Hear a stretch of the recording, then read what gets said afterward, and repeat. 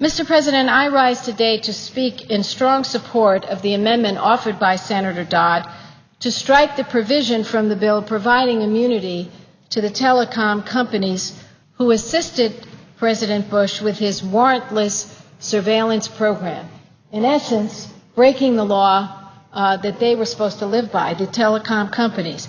I also want to note that not every telecom company went along with this. There was at least one, Quest, that refused to go along with this because they said it would break the law if they did so. I really want to thank Senators Dodd, Feingold, Leahy, and others for their leadership. I know these are difficult debates to have because people could say, oh my goodness, they're offering an amendment to the intelligence bill, and ipso facto, that must be a bad thing because they're slowing things down. Well, I just have to say, when you are standing up to fight for liberty and justice and the truth, you should never be afraid to slow something down. As a matter of fact, it is our job to do it. So I really do want to thank my colleagues for their leadership on this. I am very proud to be a co-sponsor of this amendment. And in my support of this amendment to strike the immunity to the telecom companies who went along with the President's secret and, I believe, illegal program, I want to say that I'm not seeking punishment for them. As a matter of fact, I have stated a long time ago that I support indemnification for the telecom companies, and I believe Senator Whitehouse took a lead on that. Senator Specter at one point, I think, was involved in that, and others. And I wanted to thank them for their leadership on that. I understand the predicament of a company that is facing, the White House, and the White House is saying, you need to spy on your customers because we're asking you to do it for the safety of the people. And I understand their predicament, but I do believe at this point in time to give this retroactive immunity kind of makes a mockery of the fact that we're supposed to be a government of laws, not people.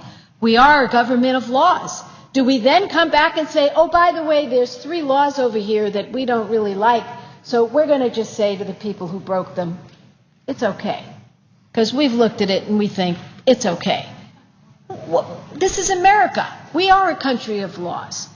And so I think this issue is so important, Mr. President. I can't overstate how deeply I feel about it.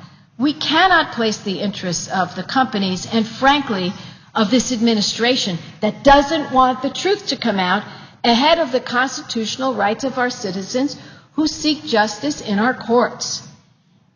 This administration is so desperate to have this immunity because they have no interest in the American people finding out the truth. In another subject area, I had a press conference today with a wonderful man who stood up and quit the Environmental Protection Agency because they were thwarting him every step of the way as he tried to tell the truth about the real dangers, as a matter of fact, the endangerment posed by global warming. And as a matter of fact, he sent the White House an email, Mr. President, and it was entitled Endangerment Finding, and the White House called and said, take it back, we don't want to open it. And he said, it's too late. So that email is floating around in cyberspace because the White House knows if they open it up, it becomes public domain. So secrecy is what this administration lives by. And this is a blatant example of where they want to keep secret an illegal program.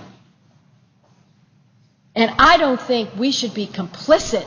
I don't think we should enable them to avoid the constitutional scrutiny of our federal courts. We can't sacrifice the truth for convenient expediency. It's not America.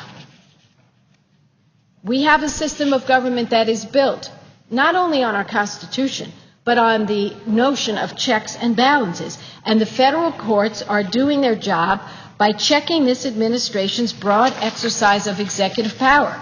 And that's why I will be supporting other amendments that will be coming up that deal with this matter.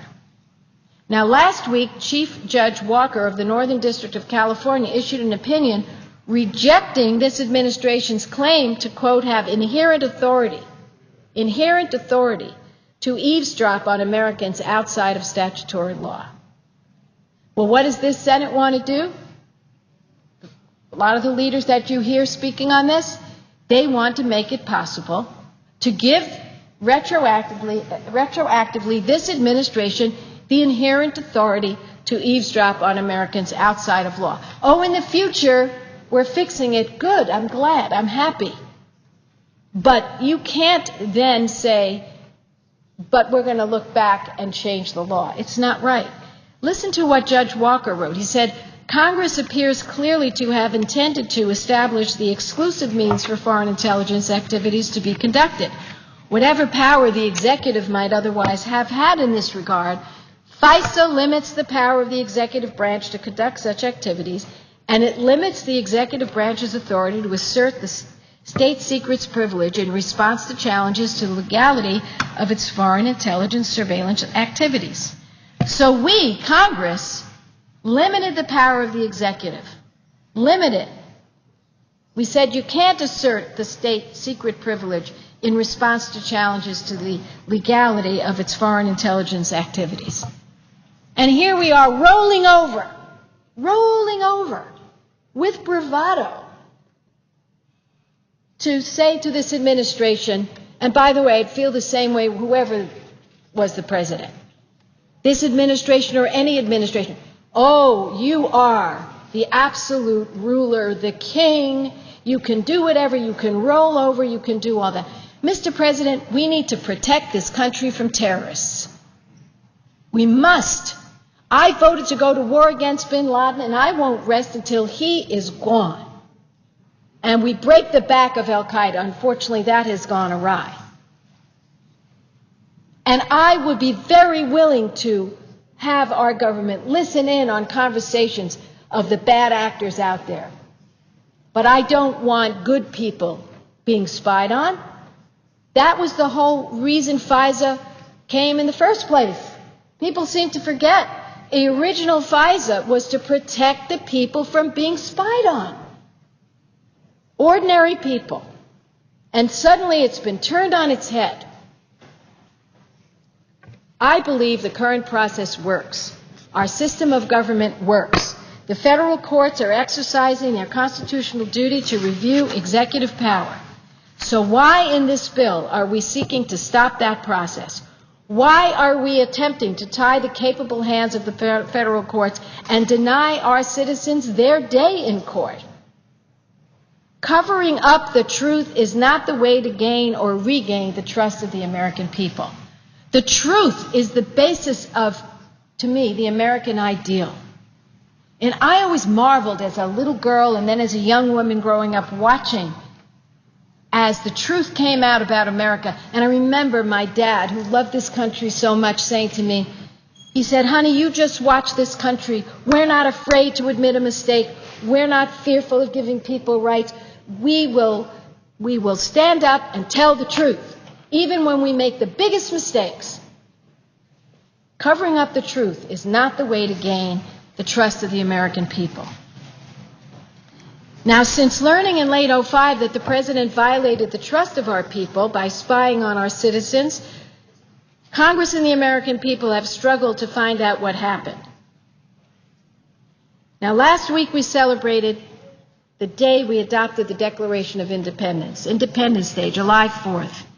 In that historic document is the following phrase, that to secure these rights, governments are instituted among men deriving their just powers from the consent of the governed. The consent of the governed.